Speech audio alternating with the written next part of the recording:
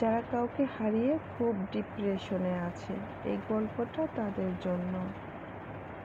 একটা পাখি আল্লাহর কাছে বিচার দিচ্ছিল যে, আল্লাহ, আমি খুব কষ্ট করে আমার ঘরটা বানিয়েছিলাম,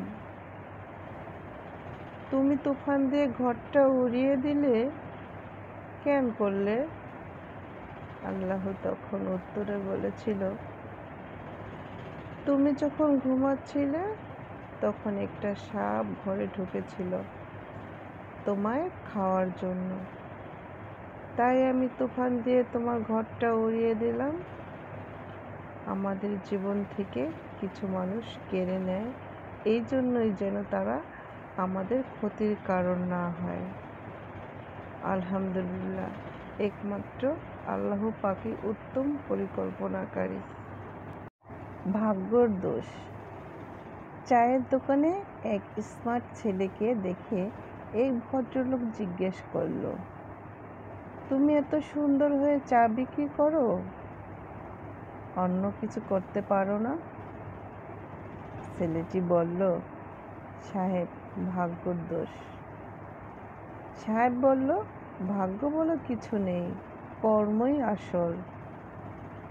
ছেলেটি বলল, চাকরির জন্য টাকা দিয়ে ধরা খেয়েছি, আর ভাগ্য যদি ভালো হতো তাহলে মায়ের বিয়ের বড়লোকের সাথে হতো, আমি বড়লোকের ছেলে থাকতাম, চা বিক্রি করতে হতো না।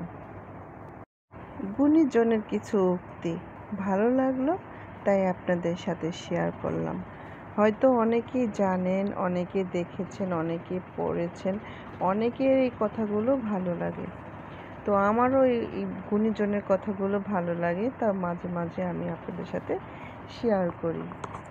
পৃথিবীতে বড় ওষুধ হলো হাসি, আর বড় সম্পদ হলো বুদ্ধি, ও শক্তিশালী হাতিয়ার হলো ধৈর্য, এবং উত্তম সুরক্ষা হলো বিশ্বাস। আসলে গুণীজনদের কথাগুলো অনেক সময় আমাদের বাস্তব জীবনের সাথে মিলে যায়। তখন মনে হয় কি আমাদের জীবনে এই চলা বা ঘটা কারণগুলোই হয়তো গুণীজনরা আগেই বলে গেছেন। যখন কেউ কারোর জন্য কাঁদে, সেটা হলো আবেগ। যখন কেউ কাউকে কাঁদায়, সেটা হলো প্রতারণা। আর যখন কেউ কাউকে কাঁদিয়ে নিজেও কেঁদে ফেলে, সেটাই হলো প্রকৃতির ভালোবাসা। গুণীজনদের কথা যদি আমরা মেনে চলি বা মেনে চলতাম, তাহলে আমাদের জীবনে দুঃখ, কষ্ট, প্রতারণা হওয়া কিছুই ঘটতো না। আমাদের সুন্দর সহজ সরল জীবন আমরা গড়তে পারতাম এবং চলতে পারতাম। গুণীজনরা যা বলেন তাই কিন্তু ঘটে যাচ্ছে এবং ঘটে বাস্তব জীবনে। কাক দ্বিতীয়বার জোড়া বাঁধে না, কেন জানেন? কারণ কাক একমাত্র প্রাণী যে কিনা সঙ্গী হারানোর শোক কাটিয়ে উঠতে পারে না, এবং সেই সাথে কাক এটাও জানে দ্বিতীয়বার যে আসে সে ভালোবেসে আসে না, বিপদে পড়ে আসে। তখন সব কিছু থাকলেও ভালোবাসা থাকে না। আমরা জীবনে চলার পথে অনেক অভিজ্ঞতা আসে, অনেক কিছু শিখি, জানি, এবং গুণীজনদের কথা আমরা শুনি, অনেক সময় ভালো লাগে।